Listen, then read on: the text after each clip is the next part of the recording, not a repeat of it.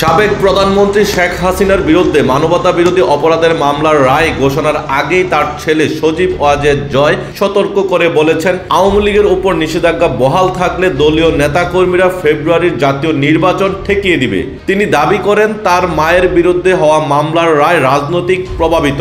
তিনি হুঁশিয়ারি দিয়ে বলেন, পরিস্থিতি সহিংসতায় রূপ নিতে পারে। 17 নভেম্বর রয়টার্সে দেওয়া এক সাক্ষাৎকারে এমন হুঁশিয়ারি বার্তা দেন জয়।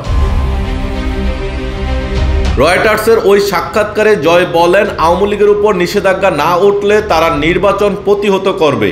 তার ভাষায়, আওয়ামী লীগ ছাড়া আমরা নির্বাচন হতে দেব না। আমাদের প্রতিবাদ আরো জোরালো হবে। যা দরকার তাই করব আমরা। আন্তর্জাতিক সম্প্রদায় কিছু না করলে নির্বাচনের আগে বাংলাদেশে সহিংসতা ঘটবে, মুখোমুখি সংঘর্ষ হবে। এসব অভিযোগের ভিত্তিতে অন্তর্বর্তীকালীন সরকারের মুখপাত্র জয়ের এসব অভিযোগ অস্বীকার করে বলেন, ট্রাইব্যুনাল সম্পূর্ণ স্বচ্ছভাবে বিচার কাজ পরিচালনা করছে এবং রাজনৈতিক উদ্দেশ্য প্রণোদিত হওয়ার অভিযোগ সম্পূর্ণ ভিত্তিহীন। মুখপাত্র আরও বলেন, আওয়ামী লীগের উপর নিষেধাজ্ঞা তুলে নেওয়ার কোনো পরিকল্পনাই নেই সরকারের। দলটি মানবতা বিরোধী অপরাধের দায় স্বীকার করতে অস্বীকৃতি জানাচ্ছে এবং জবাবদিহির প্রক্রিয়া মানতে চাইছে না।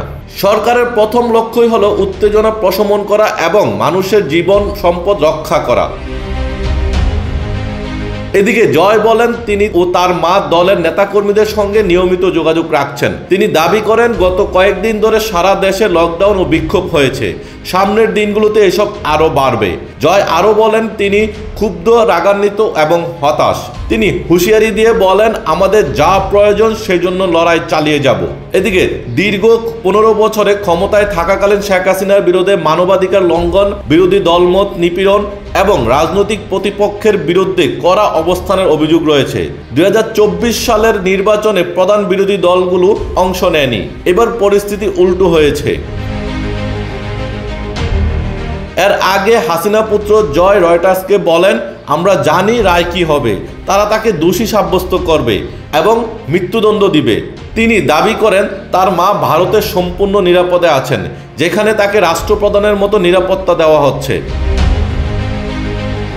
শেখ হাসিনার রায় ঘিরে গত কয়েকদিনে ঢাকায় সহিংসতা বেড়েছে। গত রোববার একাধিক ককটেল বিস্ফোরণের ঘটনা ঘটে।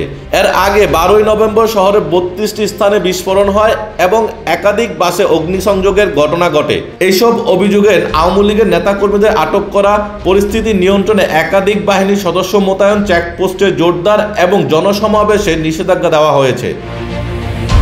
Tanvir Ahmed, news desk, Ittefaq.